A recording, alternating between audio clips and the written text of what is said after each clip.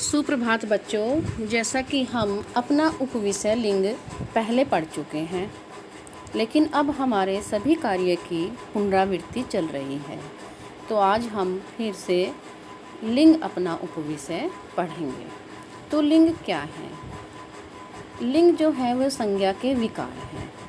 और विकार से क्या तात्पर्य है, यानी कि विकार से क्या अर्थ है? विकार का तात्पर्य है परिवर्तन, रूप भेद या बदलाव। तो संज्ञा पद विकारी होते हैं, उनमें लिंग वचन और कारक के कारण परिवर्तन आता है, यानी कि विकार आता है। तो आज हम पढ़ेंगे लिंग।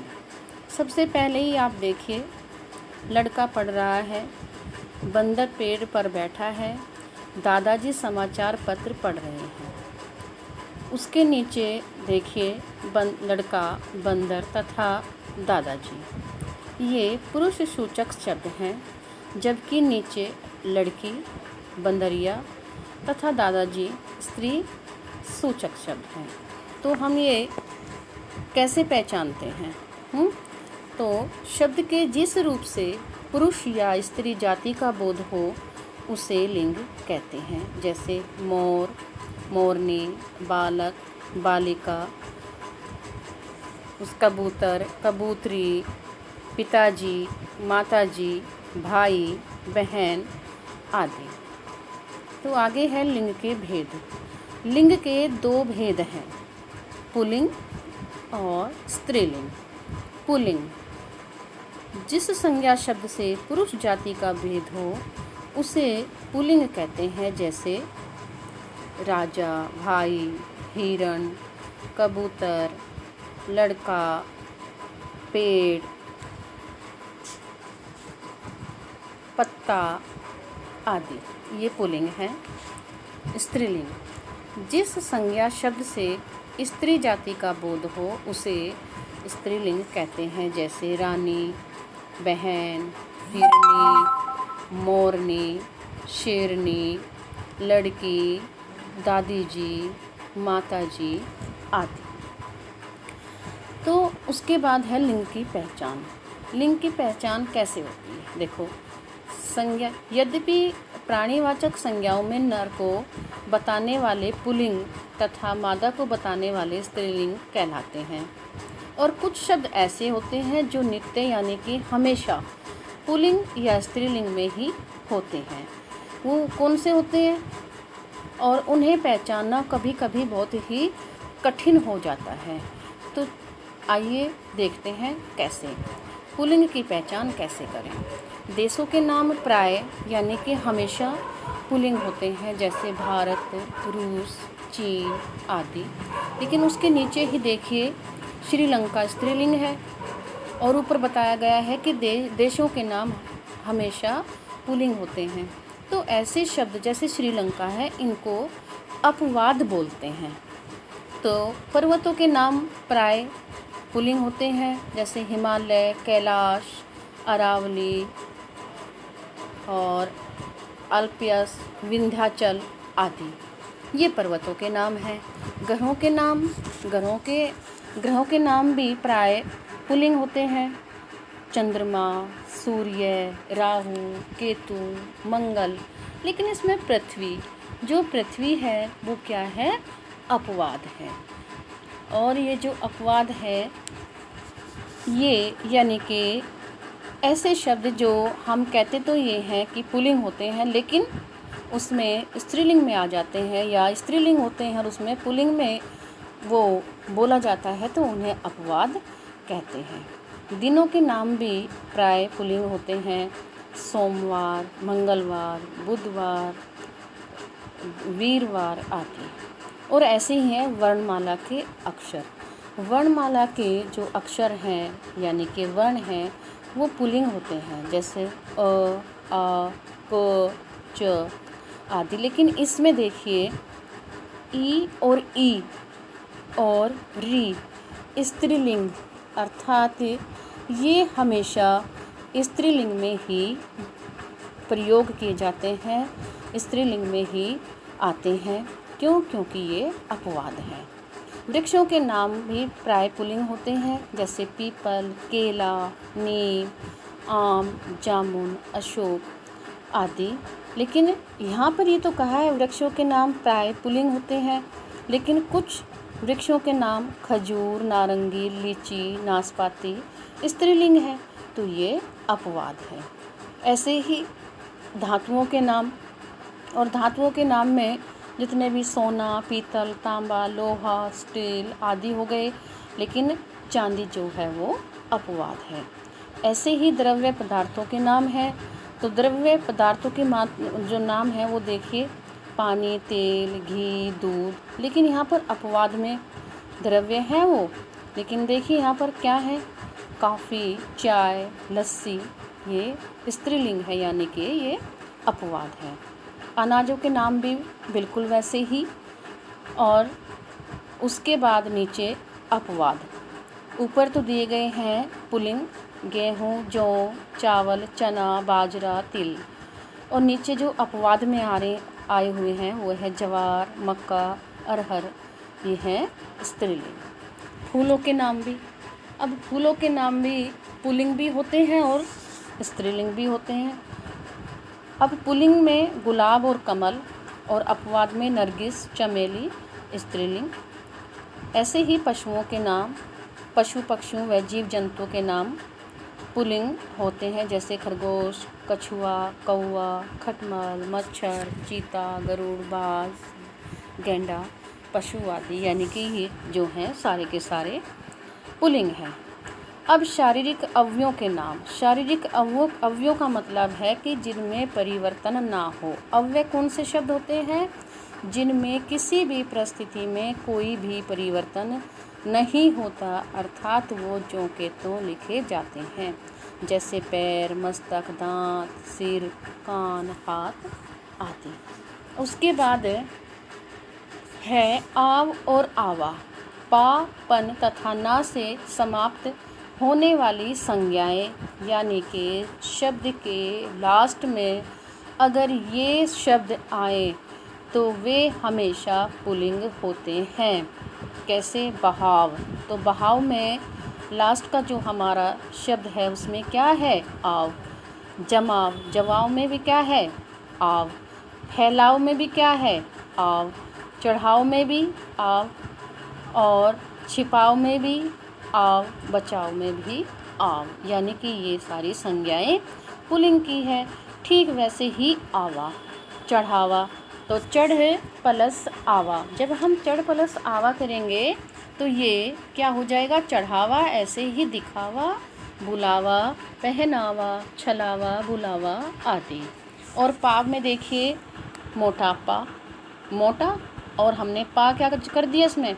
ये सारे के सारे हैं प्रत्यय लगा करके हमने क्या किया, इनको सब पुल्लिंग शब्द बने हुए हैं प्रत्यय लग करके। मोटापा, बुढ़ापा आदि। अब ऐसे ही पन, बचपन, अपनापन, पागलपन, छुटपन, बड़प्पन आदि। ऐसे ही ना, हंसना, जाना, गिरना, टहलना, खिलाना, सजाना आदि। ये सारे के सारे शब्द पुल्लिंग हैं, और नीचे हैं अब स्त्रीलिंग। तो स्त्रीलिंग की पहचान हम कैसे करें? नदियों के नाम हैं, हमेशा बताया गया है कि नदियों के नाम स्त्रीलिंग में ही होते हैं, जैसे गंगा, रावी, चिनाब, नर्मदा, सिंधु, ब्रह्मपुत्र, ये सारी की सारी नदी। और ये बताया है कि ये क्या हैं? अपवाद हैं। उसके बाद ही भाषा, बोली और लिपियों के नाम भी स्त्रीलिंग में होते हैं। और तिथियों का मतलब होता है दिनांक, तारीख जिसे बोलते हैं, उसके नाम भी किसमें होते हैं? स्त्रीलिंग में होते हैं। जैसे आज पूर्णिमा है, अमावस्या है, द्वितीया है, एकम है, तृतीया है, ऐसे सारे। कुछ शब्द सदा स्त्रीलिंग में प्रयोग होते हैं, जो कभी भी किस में नहीं होते? पुल्लिंग में नहीं होते। वो कैसे? मैना, मक्खी, कोयल, मछली, जू आदि। तो इसमें देखिए आई, ता, न, आवट, आहट आदि से समाप्त होने वाली जितनी भी संज्ञाएं हैं वो सारी की सारी स्त्रीलिंग होती हैं। जैसे हमने ऊपर पढ़ा था अभी कि आव, आवा, पा, पन तथा ना से समाप्त होने वाली जितनी भी संज्ञाएं हैं वो सारी की सारी पुल्लिंग हैं। अब हम पढ़ रहे हैं कि आई, ता, न, आवट और आहट से समाप्त होने वाली सारी संज्ञाएं स्त्रीलिंग होती हैं। यहाँ पर भी हमने क्या किया, देखिए नीचे हम जान रहे हैं ऊपर भी प्रत्यय लगा था और नीचे भी प्रत्यय लगा हुआ है। अब देखिए खटाई, तो खट प्लस आई, लिख प्लस आई, तो ये प्रत्यय लगा करके सारी की सारी पहले ही बताया गया है कि ये भी क्या है, विकार हैं, संज्ञा के विकार हैं। और विकार किसे कहते हैं, जिनमें परिवर्तन किया जाए, बदलाव आ जाए, उन्हें विकार बोलते हैं।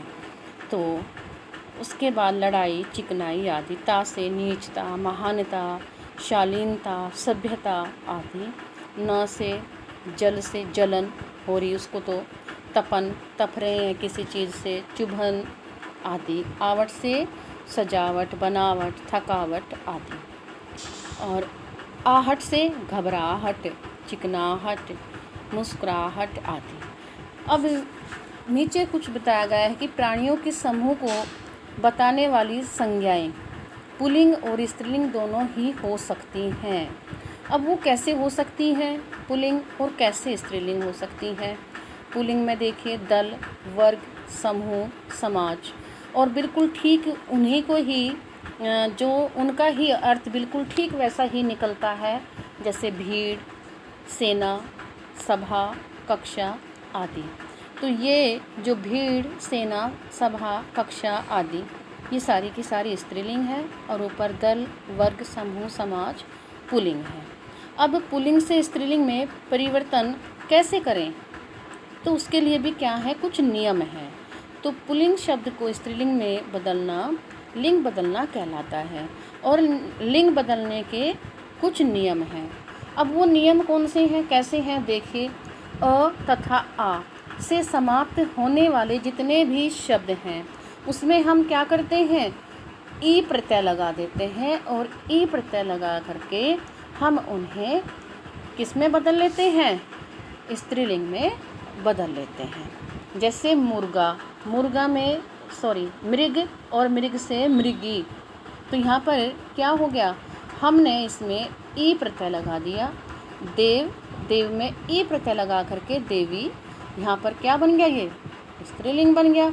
ऐसे ही पुत्र जब हमारा पुल्लिंग है लेकिन हमने ई प्रत्यय लगा करके क्या कर लिया, पुत्री।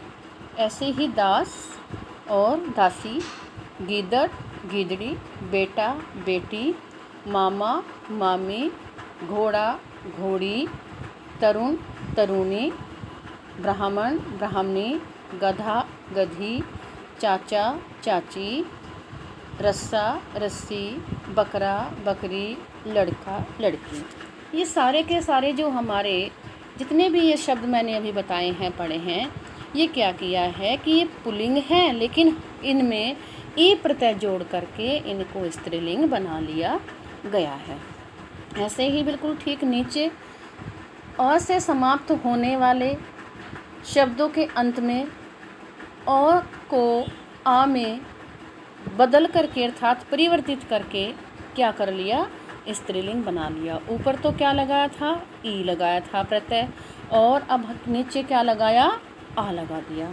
गज, गजा, सुत, सुता, प्रिय, प्रिया, पूज्य, पूज्या, श्याम, श्यामा, बाल, बाला, छात्र, छात्रा, बाल, बाला, आचार्य और आचार्य। यहाँ पर बाल और ये 2 बार रिपीट हो गया है, यानी कि 2 बार आया हुआ है। तो आदरणीय, आदरणीया, वृद्ध, वृद्धा, शिष्य, शिष्या, तनुज, तनुजा, महोदय, महोदया, भवदीय और भवदिया। तो सब जो हमने ऊपर पढ़ा है उसके परिवर्तन का नियम, तो वो क्या था, हमने अ और आ में ई प्रत्यय लगा करके स्त्रीलिंग बना लिया, और नीचे वाले में अ से आ बना करके उसको धात आ प्रत्यय लगा करके उससे स्त्रीलिंग बना लिया। तो प्यारे बच्चों, आप इसे पढ़ेंगे यानी कि पुनरावृत्ति करेंगे, और जो भी आपकी जूम क्लास होगी, जो भी किसी को कुछ डाउट होगा तो उसमें अपने डाउट्स आप सोल्व करेंगे, बताएंगे जो भी प्रॉब्लम होंगी, तो अपना नोट करके रखें। Thank you.